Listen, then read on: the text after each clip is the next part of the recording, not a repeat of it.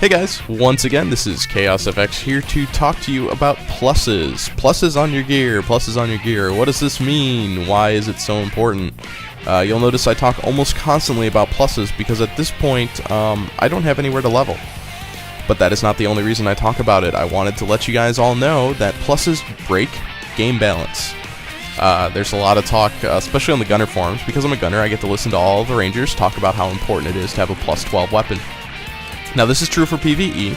I have seen some rangers, they are the worst PvE class in the game, I would say, easily the worst PvE class. They kill your rank, which means if you're trying to unlock new roads, they just need to stand there and look pretty, because if they touch something, your rank's going to go down a letter grade. It requires almost extensively that they use kicks instead of guns, because they will go through 1 or 2 weapons per match if they keep using X attacks too much. They don't have a lot of AoE skills. I've seen really good ones. It changes once you're really good at the game. Like, you get to like the level 70 rangers, they do just fine. They walk in, wild shot, death hawk, then they, sit down and find mini bosses and assassinate them, because that's what rangers are. They're single target assassins, that's what they've always been. But you'll hear a lot of people say, if you want to use a ranger, you need a plus 12 weapon. That's why you need to save money, that's why you need to save everything, essentially. Is for that plus 12 weapon, and if you can't get it, then don't worry about it.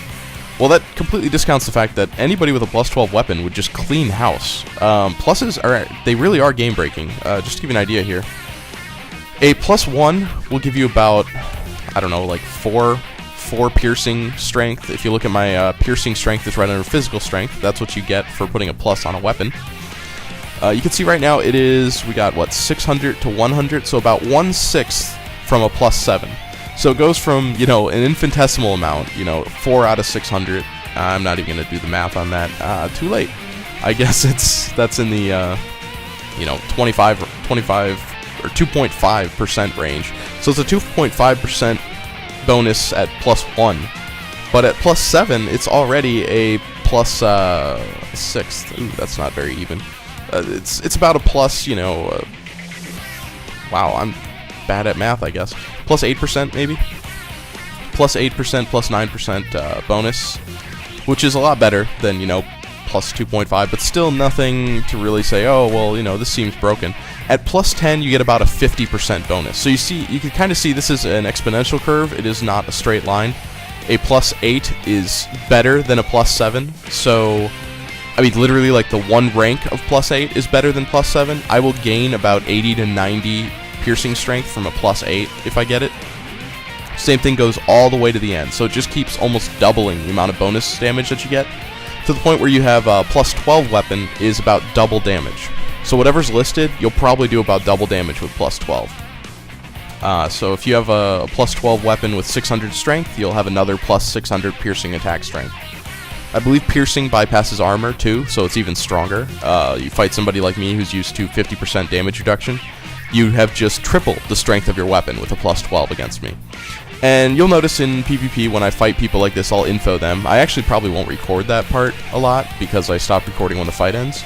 But I do info people if they wreck me really badly, or if I am not wrecking them at a certain rate, which, you can expect to hurt somebody, and if you don't hurt them that much, you info them, because it's like, well, wait a minute, I know that I have more strength than this. And to do that, you just /info, and then you type their name.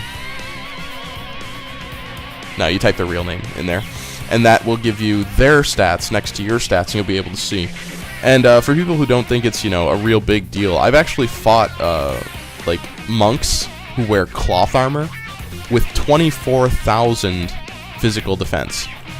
You can look at mine, that's almost double my damage reduction. So the highest I've seen people get is about 15 or 16 if you're looking to be a min-maxer and you have plenty of money to blow, and I mean plenty, just hundreds of millions to blow on this stuff. Try to get about 15 or 16 before you stop. That's a nice sweet spot. Plus 17 means you will just be a legend, and maybe kicked out of a lot of rooms because people don't really care to fight that. It's so game breaking. The reason that it's game breaking is there's really not much you can do against it. You get armor from the pluses on armor. This plus 6 here gives me, 1% damage reduction? Well, you can look here, this is 42%. Whatever 42% is, so divide 14,000 by 42. That is how much armor I got. I got 1% of that. from this right here. So 14,000 divided by 42 is how much armor that plus 6 added. Again, just like the other one, I would get another plus 1% damage reduction from a plus 7. So basically every time your pluses get ridiculously high, then you start getting into the game-breaking territory where you have, Asuras that have, something like 99% damage reduction or something ridiculous like that. I think it was a Crusader my friend saw one time that was doing LOL in PvP. He literally couldn't get hurt in the Tower of the Dead at all. Like, the NPCs just weren't hurting him. So it was pretty amusing. What else? Oh, how to get pluses. When you're getting pluses, you should know that the quality of the weapon does change the amount of plus you get. So if you use a little white, you're not going to get enough to make it more powerful than a, like a pink of the same level, even with a lot of pluses on it. Because you get the damage at a decreased rate, you get the protection at a decreased rate. I'm not going to bother with whites and stuff because they're really not worth plussing if you're really serious about it. If you find one in a pot, fine, whatever, but you won't be upgrading the ones that you don't. So I'll just talk about those. At plus 4, you safely get to plus 4, you don't need to worry about it, but when you try for plus 5, there's a chance you will backtrack 1 level instead of gaining 1. So instead of being plus 5, you could be plus 3 now. When you get to plus 7, that is the last safe rank. Once you get plus 8, you have a chance to reset to 0, which means you're going to lose all the other ranks, including the forward and backward that it took to get there. So let's say you did plus 1, minus 1, plus 1, plus 1, minus 1, minus 1, plus 1, plus 1, plus 1, or something like that. That's a lot of money, and then you just lost all of that from your go to 0. It's kind of the go back to start of the game. So you, and then at plus 10, this is a big deal. When you go for plus 11, you can break the item and lose it forever. This is where the real expense comes in when you're trying to get plus 12, plus 15. I'm going for plus 12. Plus 12 is probably the safest. I'd say if you're poor, like me, and you want to compete, aim for plus 12 on cheap items, and that's it. No plus 12 pinks. A plus 10 pink would probably actually be better than a plus 12 epic. I think that is the case. I'd have to see the two next to each other to know for sure, but from what I know about whites and epics together, I can say that it's true for a white and an epic, so it might not be true for a pink because it's so close to an epic. Anyways, that is how pluses work and why they're so important in PvP. So the next time you're getting your butt handed to you, you have no idea why, feel free to info the guy, find out what his pluses are. It's a bit of a handicap, but I have kind of a conundrum right now, and the reason that I am in kind of a terrible spot for PvP is I have some pluses but almost none. So I'm too powerful to fight people with no pluses, and not powerful enough to fight people with, all plus 10s.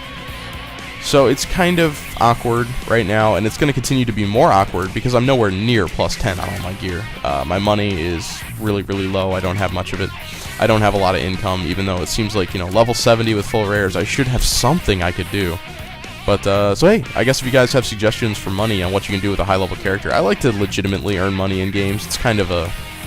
I don't, look down on people that buy gold or anything like that. I just feel like I'm a game designer, and I like to judge a game based on its face value. So when I play a game, I expect the game designers to have compensated that. And, some games, World of Warcraft, it's all about the end game. You'll spend as much time at level, 85, as you will getting to level 85. It's really annoying. But it gives people something to do so they don't just leave the game. This looks like that's the case with DFO. Gold is the reason that you're playing the game once you hit level 70. It's going to take as long to get all the gold you wanted at level 70 as it is to get to level 70. I'm pretty sure that's right, as far as game time goes. Unless you get lucky and find a pink. So that is my current strategy, is get lucky and find pink. It's kind of like winning the lottery in real life. That's my retirement plan with Ventara, is to win the lottery, apparently.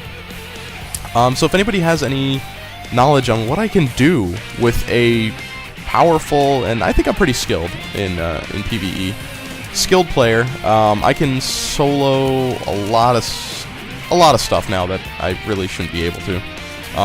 Tower of the Dead, I can solo the last couple floors about 50% of the time. What can I do with that? How can I make some money, guys? Let me know. Anyways, if you enjoy these videos, let me know, and I will keep them coming. Alrighty, hope that helps.